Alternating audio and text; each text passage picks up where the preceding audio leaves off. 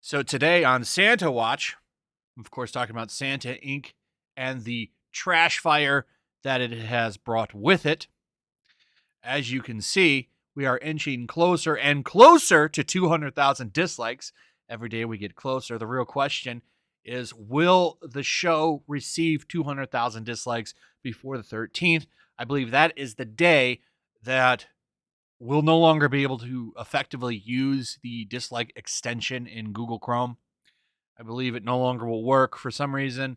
Somebody explained to me that it's going to become archival data, and you won't be able to see them anymore.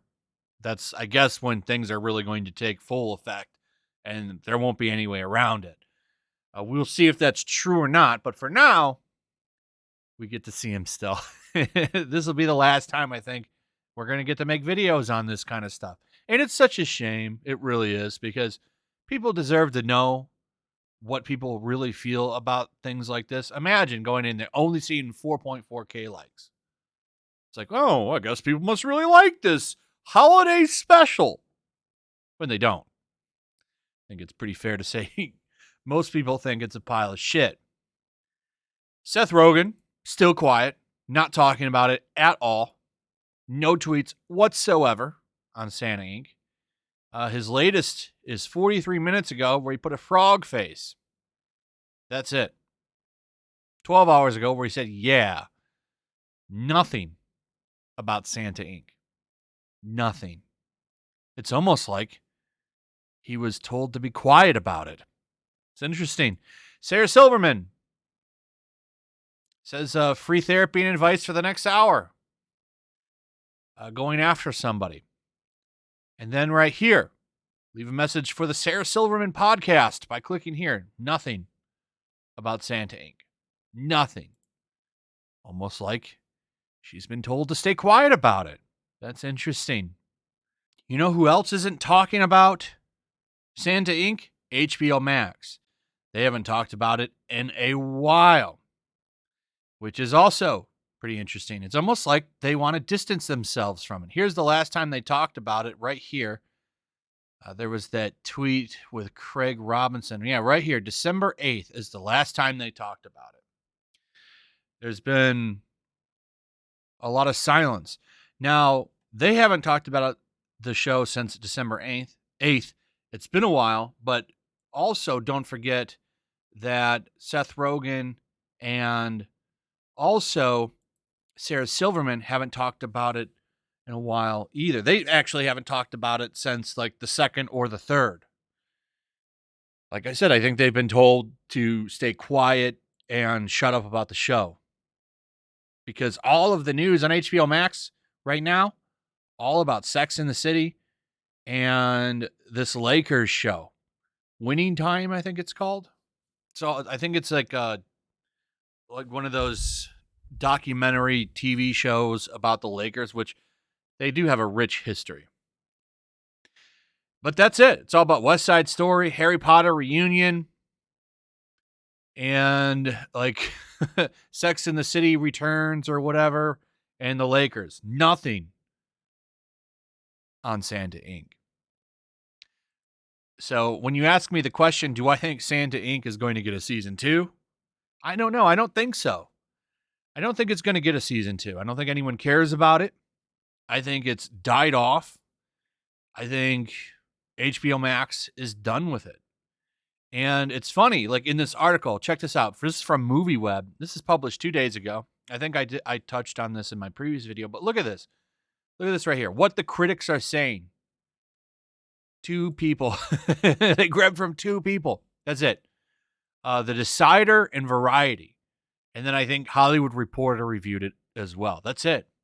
Because if you go to Rotten Tomatoes, nothing. They still have not submitted any scores. This is so crazy to me. I can't think of a show where this has actually happened before, where we get nothing but silence from everybody. Critics are quiet. They don't want to defend it, and they don't want to review it. Seth Rogen, Sarah Silverman, silence. Almost like they've abandoned the show.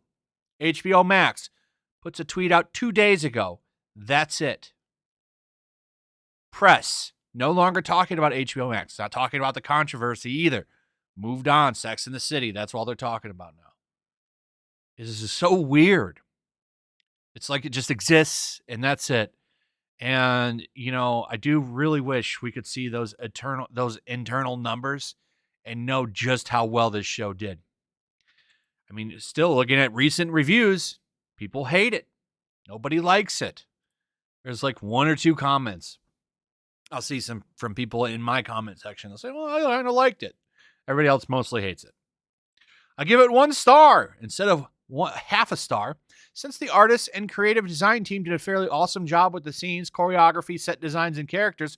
However, that's about it. The storyline, plot twists, and didactic meaning behind the show and character development are absurd and has no value in the movie industry or creative world. Pretty fair review, in my opinion. Here's another one. It was pretty disappointing. I like shock comedy, but this was too much. It was to the point where it wasn't funny. It was just mean. Seth Rogen used to be pretty awesome, but this was sad. Hopefully he can return to what he's capable of. From Sam W., it missed the mark on every level. The jokes are raunchy for no reason and are just gross. They had nothing. The comedy and fall flat 98% all of the time. The topics they are covering in order to be edgy are tired and out of touch. This is garbage and should have never been made. If this gets a second season, we know that the message is more important than profits and customer satisfaction. This person gives it 3 stars and says that it's mediocre. And that's it. So, here's someone that says it's hysterical. Remember that it's a comedy cartoon for adults. It's raunchy, but that's what makes it funny. A must-see. No, just being raunchy isn't funny. It needs to have reason to be funny. Like, not funny, not interesting, not inspired, not original, not worth my time or anyone else's, probably. And I'm going to get that time back that I wasted in watching this. I'm not going to get that time back that I wasted watching this. Oof. So recent reviews still coming in. People hate it. They hate it.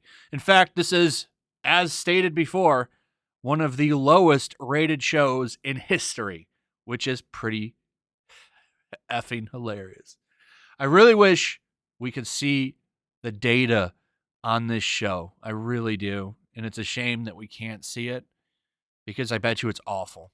My guess, much like with Cowboy Bebop, people tuned in for the first episode, maybe finished it. Probably a lot of people didn't. And there wasn't really anyone clicking on episode 2.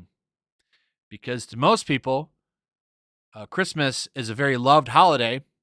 And what they don't want in a Christmas special is to be told that they're pieces of shit and that they need a lecture and that it's time for them to change their holiday traditions. Anyway, that's pretty much it. Let me know what you guys think. Also, if you would, please like, subscribe, share the video. Make sure you're still subscribed. Hit that notification bell. And I'll see you guys on the next one. Peace. Also, if you want to help support the channel, check out my Teespring store. There's a link in the description. You can find some merchandise in there that you might want to check out. Also, make sure to follow me over on Twitch. I do watch parties, play video games over there. They're always fun. Follow me over there and come hang out. Also, make sure you subscribe to YellowFlash, my other channel. There's a link to that in the description as well. I do a lot of live streams over there that I don't do on this channel.